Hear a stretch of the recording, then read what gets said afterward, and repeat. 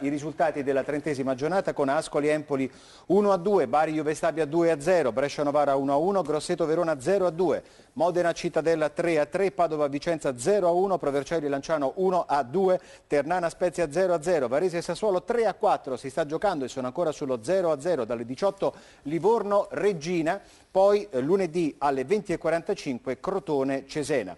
Andiamo a vedere con l'aiuto della regia, oggi c'è Laura Voce con il nostro curatore Enrico Testa, l'assistente al programma Francesca Diana ed Adriano Santelli. Andiamo a vedere la classifica della 30ª giornata. Sassuolo 67 punti, a 10 lunghezze di distacco il Livorno 57, Verona 56, Empoli 49, Varese 46, Padova 42, Brescia 41, Juve Stabia 39, Modena 38, Cittadella e Lanciano 37, Ascoli e Novara 36, Ternana 35, Cesena e Spezia 34, Crotone 33, Bari 32, Reggina e Vicenza 31, Provercelli 22, Grosseto 19, ma vi ricordo che il Crotone ha 2 partite in meno, mentre Ascoli, Cesena e Livorno una partita in meno.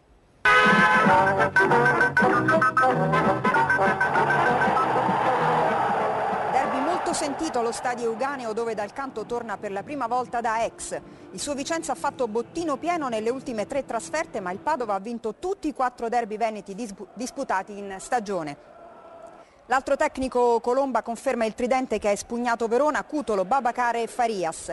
4-4-2 per gli ospiti, Bocinov e Malongà coppia d'attacco. Il Vicenza festeggia oggi il compleanno numero 113, mentre per Bellazzini è la 100ª presenza in Serie B. Dirige Gian Cola della sezione di Vasto.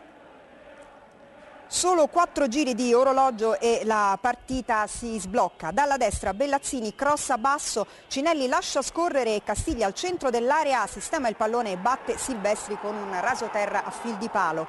Quinto gol per l'ex giocatore della Spalla ed è il primo incassato in casa dal Padova nel 2013. La risposta del Padova 4 minuti dopo, Trevisan fa da torre, Iori va al tiro respinto, poi Rispoli manda alto. Il Vicenza si chiude bene ma non rinuncia ad osare, la conclusione di Cinelli è insidiosa, Silvestri si allunga a toglierla dall'angolino basso. Il Padova prova a innescare Babacar con il lancio lungo, controllo di petto e rovesciata, bello il gesto tecnico, ma il pallone sorvola la traversa. Malongà tu per tu con Silvestri finisce a terra ma il portiere non lo tocca, è giallo per simulazione. Al 29esimo attimi di paura per questo scontro, Babacar rimane stordito a terra ma dopo i soccorsi riprenderà regolarmente il suo posto. Al 33esimo ancora Vicenza pericoloso, calcio di punizione, il destro di Viviani colpisce l'esterno del palo. Ma proprio nei secondi finali del primo tempo Padova un passo dal pareggio, Cutolo scavalca con un pallonetto Bremec ma il suo sinistro è respinto dal palo. Si va a riposo con gli ospiti in vantaggio per 1-0. E nelle immagini montate da Carlo Gigliotti la ripresa si apre con Bonazzoli al posto di Babacar. L'ex capitano della Reggina rimedia subito il cartellino giallo per questo tocco di mano. La pressione del Padova è costante, Vicenza fatica a ripartire, Bellazzini zoppicante è costretto a lasciare il posto a Padalino al 15esimo. Un minuto dopo opportunità per De Feudis, pescato al centro dell'area dalla torre di Bonazzoli, il suo destro però è alto. Proteste del Padova per questo duello in area, la maglia di De Feudis platealmente tirata da Lasco. Ora il Vicenza è schiacciato nella propria area, la deviazione di tacco di Bonazzoli sul tiro di Iori non è fortunata. Al 24esimo doppio cambio di Dal Canto, Bessa all'esordio e Tiribocchi al posto di Bocinov e Malongà. Risponde Colomba richiamando De Feudis e inserendo Raimondi, spesso decisivo negli ultimi minuti. A 5 dal termine, occasione doppia per il Padova, ma Bremec respinge prima il tiro di Viviani e poi anche quello di Cutolo. Forcing finale del Padova, ci prova Bonazzoli di testa al lato di poco. Dal Canto è sulle spine ma i suoi tengono e provano anche a chiudere la gara in contropiede. Semioli serve Tiribocchi, il suo esterno destro è respinto da Silvestri. Nel recupero l'ultima chance per il Padova, Bonazzoli tocca per Raimondi ma Bremec dice ancora no e la partita si chiude qui. Il Vicenza di Dal Canto coglie così il 4º successo in 4 trasferte, dolce vendetta per il tecnico che non si era lasciato bene con la società bianco-scudata. Se la squadra smetterà di perdere anche in casa la salvezza non sarà più una chimera. possiamo tornare in studio. Avrebbe meritato il pareggio il Padova, che interrompe la corsa dopo 2 successi ma mantiene comunque il 6° posto. Generoso il secondo tempo dei padroni di casa, fermati da Bremec, ancora una volta decisivo come era accaduto nel derby di Verona. È lui secondo noi il migliore in campo. Dunque all'Euganeo Vicenza batte Padova 1-0.